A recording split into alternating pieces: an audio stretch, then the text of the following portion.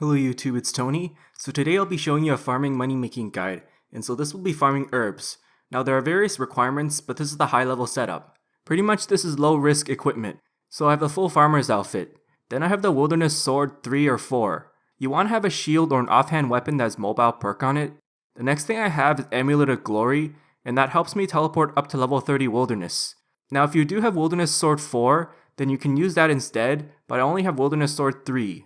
The Ring of Whispers will add 3 invisible farming levels, and it's a Slisky's endgame quest reward.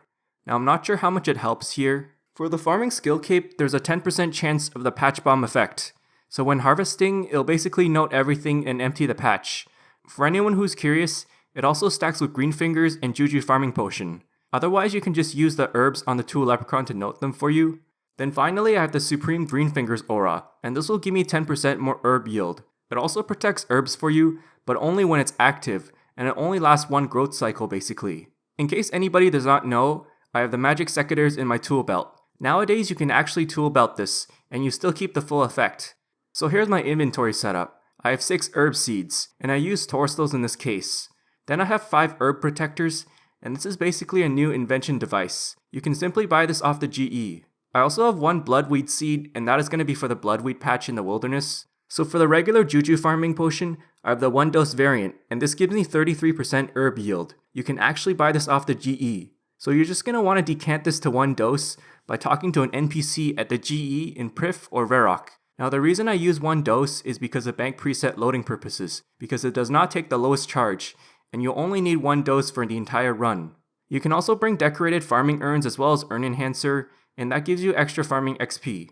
So here's my full list of teleports.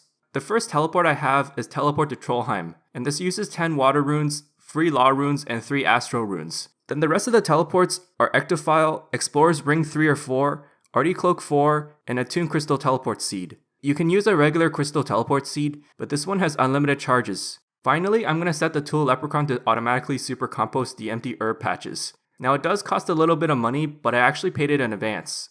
Alright, so I'm going to be doing my herb run. So after you load your preset, just bank everything in your inventory except the bloodweed seed and the Juju farming potion. Now I highly recommend this because it's a hassle to reclaim the rest of the items in your inventory, although the entire preset is kind of a low risk setup, so protect items should be able to protect every item that's hard to reclaim. Now ideally I suggest you avoid this when it's near warbands time, because it's really close to the warbands camp, and there's a high chance of PKers. So yeah, you're just gonna drink your Juju farming potion and activate the Green Fingers aura. In order to get to this patch, just use your Wilderness Sword teleport, and then select the Wildy Herb patch. This is basically the level 38 Wilderness. Now the patch never gets diseased if you complete the Wilderness hard tasks. So pretty much after you harvest it, just plant the bloodweed seed and run south to the volcano. Now when you're at level 30 Wilderness, you're just going to use your Wilderness Sword 4 or the Amulet of Glory and select Edgeville. With that being said, this is the only bloodweed patch. So the first non-Wilderness herb patch I'll be going to is the Trollheim herb patch. You're just going to reload your bank preset from the Edgeville bank, then use your Trollheim teleport from the Lunar Spellbook. This will teleport you to the rooftop. This requires 370k Livid Farm points to unlock. Now alternatively, you can use your Trollheim teleport from your regular spellbook, and that has much less requirements. Basically, it will teleport you to the mountain, and you're going to have to run all the way to get there. So just take advantage of Surge basically. Pretty much just harvest the patch and plant the Torstal seed really. So I'm going to keep track of this, and this is patch 1 out of 6. The next patch I'll be going to is the Port Famaz's herb patch. Just use your Ectophile teleport, then wait until it refills. Now you're just going to keep surging west until you get there. This requires the Ghost Ahoy quest complete. Otherwise you can just use the Canifis Lodestone. I mean, it's a very easy quest anyways. So again, just harvest and plant the herb seed basically. Don't forget to use the herbs on the Tool Leprechaun in order to note them for you. So this is patch 2 out of 6. After that I'm going to be going to the South Falador herb patch. So you're going to use your Cabbage port from your Explorer's Ring, then surge north. This requires the medium Lumbridge task complete, and I mean it's not that hard, so I suggest you do it. Otherwise, if you don't like the task, then just use the Draenor Quick Lodestone, then surge west and go north when you're at the Cabbage fields. In this case, you can bring a Falador Shield 2 or higher as a switch, and this will give you 10% more farming XP just in this patch though.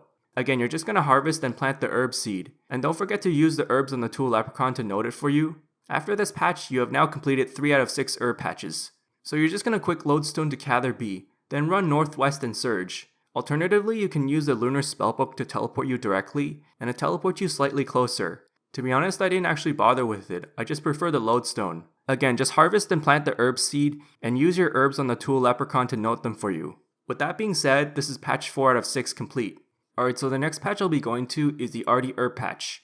You're just going to use your Artie Cloak 4 to teleport there directly, and this has unlimited teleports. So it requires the Artie Elite task in order to use. Otherwise, you can just use your Artie Lodestone, then surge north and run around east of the farm. So once again, you're just going to harvest and plant the herb seed. So now you've completed 5 out of 6 herb patches. You're going to be going to the Crywis Elf City herb patch. So just use your crystal teleport seed and select Crywis. Then a little west you'll find it. This will require the Plague's End quest complete.